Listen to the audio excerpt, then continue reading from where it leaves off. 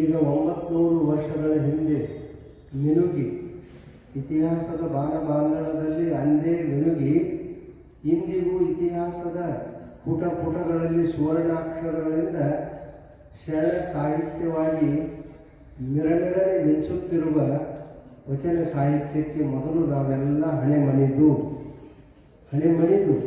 ಯಾಕೆ ಅಂತ ಕೇಳಿದರೆ ವಚನಗಳು ನಮ್ಮ ಬದುಕಿನ ಚಿಂತನೆಗಳಿಗೆ ಪಚನ ಕ್ರಿಯೆಯನ್ನು ಮಾಡುವ ಸರಳ ಮಂತ್ರಗಳು ಅಂತ. ಎಂಥ ಮಂತ್ರಗಳು? ಆ ವಚನಕ್ಕೆ ಹೋಗುವ ಪೂರ್ವದಲ್ಲಿ ಸಮಯ ಮತ್ತು ಸಂದರ್ಭಗಳನ್ನು ಅವಲೋಕನೆ ಮಾಡಬೇಕು. ಯಾವ ನಿಟ್ಟಿನಲ್ಲಿ ನಾವು ಕಾರ್ಯತತ್ಪರರಾಗ್ತೀವೋ ಆ ಸನ್ನಿವೇಶದ ಪರಿವೆ ನಮಗೆ ಅರಿವಿರಬೇಕು. ಆ ಕಾಲದ ಆ ಘಟ್ಟದ ವಿಚಾರಗಳನ್ನು ಮನ ತುಂಬಿಕೊಂಡು ಮನೆಗೆ ಒಯ್ಯಬೇಕು. ಮನೆಗೆ ಹೋದ ಕೂಡಲೇ ಅದನ್ನು ಹಂಚಿಕೊಳ್ಳಬೇಕು. ಈ ಹಂಚಿಕೊಳ್ಳುವುದೇ ವಚನ ಚಿಂತನ. ಇವತ್ತಿನ ವಚನ ಯಾಕೆ, ಯಾವಾಗ, ಹೇಗೆ? ಇದು 3 ಪ್ರಶ್ನೆಗಳು ಮತ್ತು ನಮ್ಮ ಬದುಕಿಗೆ ನೆನಪಿಟ್ಕೊಳ್ಬೇಕು. ನಾ ಇದೇ ಹೇಳಿದ್ದೆ, ಇತಿಹಾಸದ ಬಾಣದಲ್ಲಿ ಎಂದೋ ಮಿನುಗಿ ಅಂದೇ ಮಾಯವಾಗಿ ಇಂದಿಗೂ ಇತಿಹಾಸದ ಪುಟಗಳಲ್ಲಿ ಸುವರ್ಣಾಕ್ಷರಗಳಿಂದ ಮಿರಮಿರನೆ ಮಿಂಚುವ ರೀತಿಯಲ್ಲಿ ನಮಗೆ ಏನು ಕೊಡ್ಲಿಕ್ಕೆ ಅಂತ ಕೇಳಿದ್ರೆ ದಾರಿ ತೋರಿಸ್ಲಿಕ್ಕೆ. ವಚನಗಳು ದಾರಿದೀಪ ಅಂದ್ಕೊಳ್ಳಿ. ಇದ್ರಾಗೇನು ದೊಡ್ಡ ಮಾತು ಐತಿ. ದಾರಿದೀಪ ಅಂದ್ರೆ ನಮ್ಮ ಓಣಿ ಒಳಗೆ ದೀಪದ ದಾರಿ ಐತಿ, ದಾರಿಗೊಂದು ದೀಪ ಐತಿ.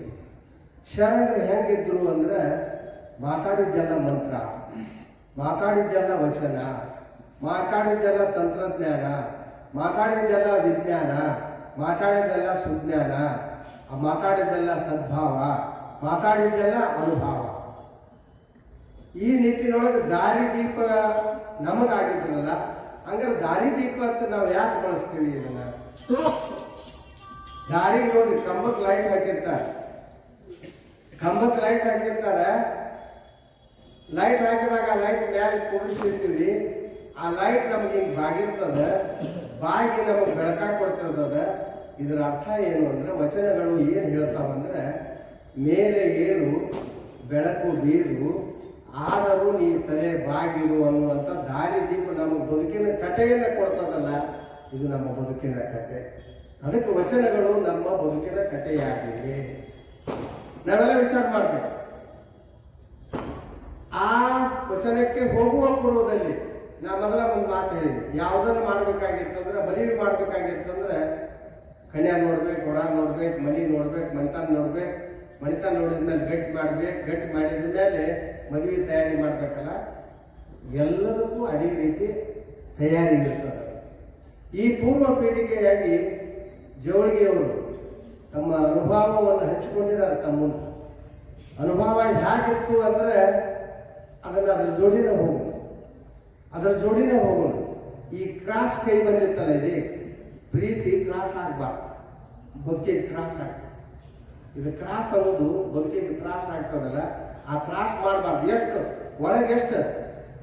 ಒಳಗೆಷ್ಟು ಕಂತಾಗಿರ್ಬೇಕಾದ್ರೆ ಈಚೆ ಕಡೆ ಹಣ್ಣು ಇದು ಸೇರ್ಬೋದ, ಈಚೆ ಕಡೆ ಇದು ಹಣ್ಣು ಸೇರ್ಬೋದ, ಯಾವುದನ್ನು ಕೊಟ್ಟರೆ ಯಾರಿಗೆ ಕೊಡಬೇಕು ಅನ್ನೋವಂಥದ್ದು. ಇದು ಬೇರೆ ಭಾವ ಅಂತ ಈ ವಿಚಾರಗಳು ಮನಸ್ಸಿನಲ್ಲಿ ಸಹಿತ ಸುಳಿಬಾರ್ದು. ಬಹಳ ಒಳ್ಳೆಯ ಅನುಭವ ಆದ್ಮೇಲೆ ದಾರಿದೀಪ ಅಂತ, ಮೇಲೆ ಏರು ಬೆಳಕು ಬೀರು ಆದರೂ ನೀ ಸಮುದಾಯದಲ್ಲಿ ತಲೆ ಬಾಗಿರು. ಅದು ತನಗಾಗಿ ದೀಪ ಬೆಳಗಲಿಲ್ಲ. ಇದು ಮಾತ್ರ ನಾವು ಇವತ್ತೆಲ್ಲರೂ ನೆನಪಿಟ್ಕೊಳ್ಬೇಕು.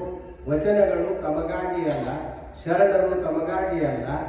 ಅವ್ರೇನು ವಿಚಾರ ಮಾಡಿದ್ರಂದ್ರೆ, ಆವಾಗ 12ನೇ ಶತಮಾನದೊಳಗೆ 1,96,000 ಮನೆ ಪೂಜೆನೆಲ್ಲ ಹೇಳುವಂತೆ ಕೇಳಿದ್ದೀನಿ ನಾನು. ಇಲ್ಲೇ 1,96,000 ಇದು ಎಲ್ಲರೂ ಶರಣರು ಸೇರಿದಾಗ, 770 ಗಣಗಳು ಸೇರಿದಾಗ, 63 ಜನ ಅದರೊಳಗೆ ಮಾತೆಯರು ಸೇರಿದಾಗ, 30 ಜನ ವಚನಗಾರ್ತಿಯರು ಸೇರಿದಾಗ ಆ ಮನೆ, ಆ ಮಹಾಮನೆ ಏನಾಗಿರಬಾರದು?